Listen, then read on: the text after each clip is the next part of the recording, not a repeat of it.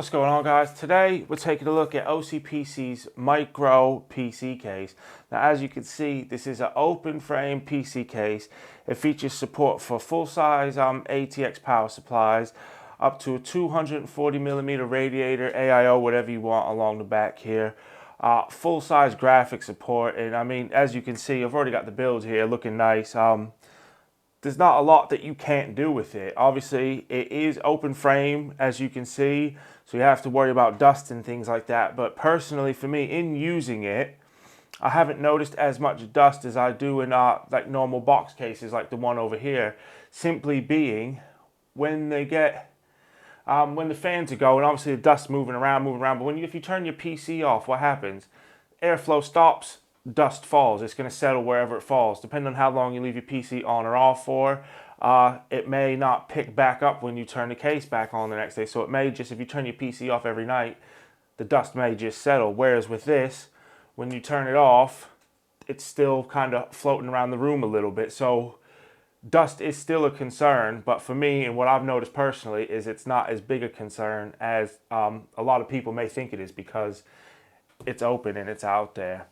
But I mean, as you can see, we've got the OCPC cooler here, the OCPC Extreme RAM DDR4 over here, and yeah, there's not a lot that can't be done with it. You see, you got a nice clean look on the front here. It is quite easy to build once you kind of, you got to get your head around it and do a few things, but it's not bad. The hardest part, which I'll show you in a minute, is keeping the PSU cables not hidden, but out the way underneath, but we'll look at that in a second. So I mean, as you can see here, we've got the PCI extender, which is going to go through here up to the back. We've got our graphics card mounted up here, and I mean, overall, I think it adds something nice to a build. But the big thing for me is the space that this saves. Now, even a standard micro ATX case is going to have a bigger footprint than this case does, this micro case here. It still offers all the same features, and yeah, you need less fans for it. Obviously, you could rig up something to mount a few fans to it. There is room on the back, as I mentioned, for either a 240mm rad or a couple 120mm fans, however you want to go about it.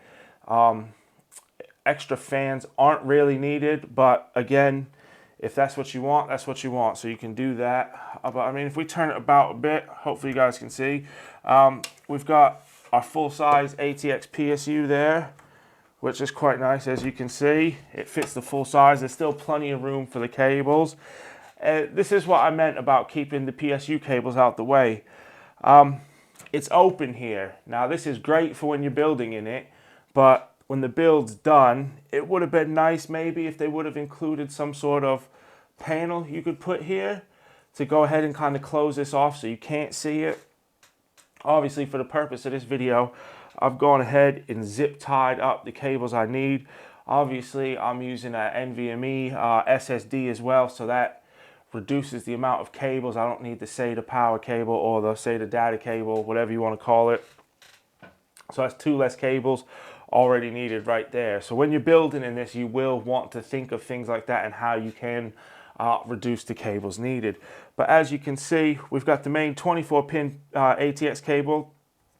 I've got it zip tied to here, which if you had a rad there, it may be a bit difficult to zip tie it there, but I don't, so I've used that. And then it just kind of comes up here, zip tied here, and then it goes right through here and plugs into the motherboard as we've seen previously.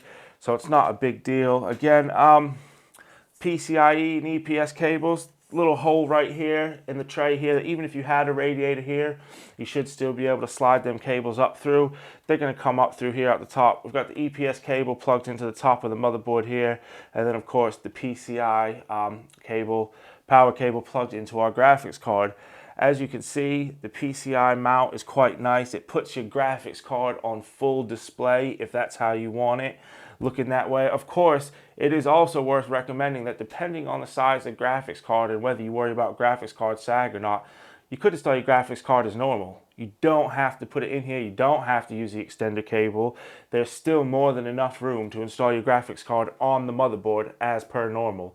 There's no reason you can't do that. It's just, it is designed to mount the graphics card here because it's a bit more aesthetically pleasing, but you don't have to.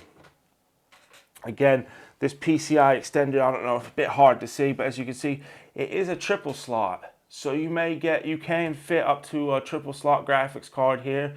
You may be able to get a 3.5 card slot because you could just go out this way. So it would depend on how the graphics card is set up, but you should be able to fit a number of different graphics cards in there.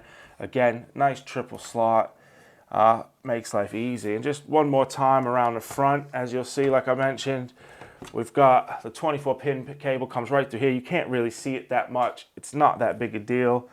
Obviously, we've got the PCIe extender cable here, but like I mentioned, if you wanted to, you could take that out, install the graphics card, though there technically is no PCI bracket or anything here, so you would want to mod something, rig something up yourself to put here to hold the graphics card in place a bit more so it's not just kind of hanging out the PCI slot. But overall, it's a unique case. It's got the power button on here, so you have that. It turns up, it lights up. And yeah, I mean, that's pretty much it. It's easy to build in, it doesn't take long, and it gives you a very nice looking build in an open frame chassis when it's done. Again, this is the OCPC Micro ATX case. And before we finish this video, I will just go ahead, turn it on, shoot a little shot at it, and yeah, we'll end it there.